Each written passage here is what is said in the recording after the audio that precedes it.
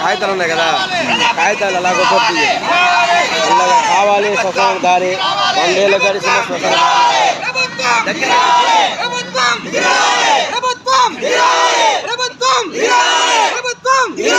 శ్మశాన వాటికి దారి వాటికి దారి వాటికి దారి వాటికి దారి వాటికి దారి దళితులపై వివక్షత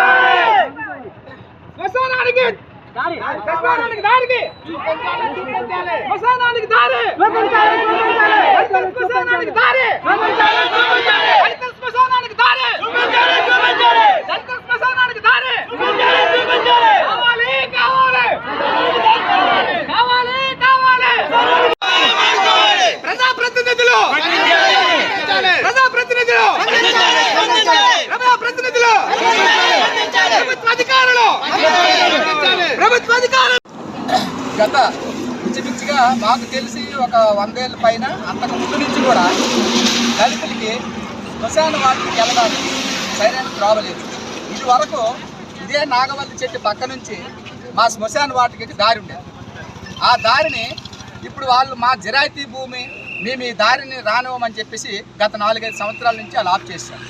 ఇప్పుడు మేము దానికి ఏం చేస్తున్నామంటే రైతుల పొలాల మీద నుంచి పడుతూ లేస్తూ తీసుకెళ్ళడం జరుగుతుంది. ఒక్కొక్కసారి శవం కింద పడిపోతుంది. అది ఎంత అరిష్టం అంటే మా దౌర్భాగ్యం కాకపోతే చాలా అరిష్టమైన పని. శవం అన్నది కింద పడకూడదు. అలాంటి శవం కింద పడిపోయిన రోజులు కూడా ఉన్నాయి. ఒక్కొక్కసారి కాలు ఇరిగిపోయిన రోజులు కూడా ఉన్నాయి. కానీ ప్రజాప్రతినిధులు కానీ ప్రభుత్వ అధికారులు కానీ ఇప్పటికొచ్చి ఎవరు స్పందించడం లేదు. చాలాసార్లు రిప్రజెంటేషన్ ఇచ్చాము, మాకు శ్మశానానికి దారి కావాలి, బోరు కావాలి, అక్కడ ఒక షెడ్ కావాలి, మహానుభావులారా మాకు అది ధర్మం చేయండి అని చేతులెత్తి దండం పెట్టినా కూడా ఏ ఒక్కరూ స్పందించకపోవడం నిజంగా మా దళితులుగా పుట్టి మేము దరిద్రాన్ని అనుభవిస్తున్నాం. అంటే దళితులుగా పుట్టడమే మా పాపమా? దళితులుగా పుట్టి మేము ఈ దరిద్రాన్ని ఇంకా అనుభవించాలా? ఇప్పుడున్న ఈ కలికాలం రోజుల్లో కూడా పొలాల్లో వెళ్తే ఆ రైతులు ఒప్పుకోవడం లేదు. ఒకసారి కర్రలు పట్టుకొని బయలుదేరారు కొట్టడానికి. ఏం చేస్తాం? ఎవరి మీద పెళ్లి పట్టుబడుతుంది? ఆ చెరువు లోపల నుంచి పడవలు వేసుకొని వెళ్ళాలా శవాన్ని తీసుకొని? మాకు ఈ దౌర్భాగ్యం అన్నాను. దయచేసి మీడియా మిత్రుల ద్వారా ప్రజాప్రతినిధులకి, ప్రభుత్వ అధికారులకి చేరవేసి మా ఈ సమస్యను పరిష్కరించేలాగా చేస్తారని మీడియా మిత్రులకి విజ్ఞప్తి చేస్తున్నాం. అలాగే ఎవరైనా అగ్రకులస్తులు కానీ చనిపోతే ప్రతి ఒక్క నాయకుడు ఆ పార్టీ ఈ పార్టీ అనుకుంటా వాళ్ళు పరామర్శించడానికి వస్తుంటారు. మేమేం పాపం చేస్తాం? మేము ఓట్లు వేస్తే మేము ముందు పరిగెడతాం, కర్రలు పట్టుకొని కత్తులు పెట్టుకొని మేము వెళ్తాం ముందుకు. మేము మాలో ఎవడో నష్టం జరిగితే ఎవడో చనిపోతే ఒక్క అధికారి వచ్చి పలకరించడం. ఇదే మాజీ ఎమ్మెల్యే గొర్రెల కింద గారికి నేను ఫోన్ చేశాను, సార్ మా దళితులు ఇద్దరు చనిపోయారు సార్, ఒకసారి వచ్చి పరామర్శిస్తే బాగుంటుంది అని చెప్పేసి. ఉన్నది ముఖం వచ్చే భయం ఏం లేదు మాకు. ఏ మహా అయితే కొడతారో చంపుతారో చంపినండి. ఆయనకి మాజీ ఎమ్మెల్యే ఆయన మేము తిరిగాము 5 వరకు, సార్ మా దళితులు చచ్చిపోయారు సార్ ఒకసారి రండి సార్ అంటే చూస్తానని అన్నారు. అదే మొన్న చూస్తే రణస్థలం 3-4 కార్యక్రమాలకు ఆయన వెళ్ళి పలకరించాడు. అదే పిన్నెంటి సాయి గారికి ఆయన కూడా ఫోన్ చేశాను, ఆయన ఫోన్ లిఫ్ట్ చేయలేదు. అలాగే మరి ఎన్ఈఆర్ గ్రూపులో కూడా మేము పెట్టడం జరిగింది, ఎవరు స్పందించట్లేదు. ఏం మా పాపం ఏం చేసాం? మేము మానవుడిగా పుట్టడమా? మేము చేసిన దరిద్రమా? మా పాపమా? మీడియా మిత్రులారా, మీ ద్వారా ప్రజాప్రతినిధులు కానీ ప్రభుత్వ అధికారులు కానీ త్వరగా స్పందించి మా ఈ సమస్యను పరిష్కరించవలసిందిగా మరి మీ ద్వారా వాళ్ళకి విన్నవించుకుంటున్నాం. ధన్యవాదములు. ఏ ఊరండి? బుడుమూరు గ్రామం, లావేరు మండలం బుడుమూరు గ్రామం అండి. మరి బుడుమూరు దళితులు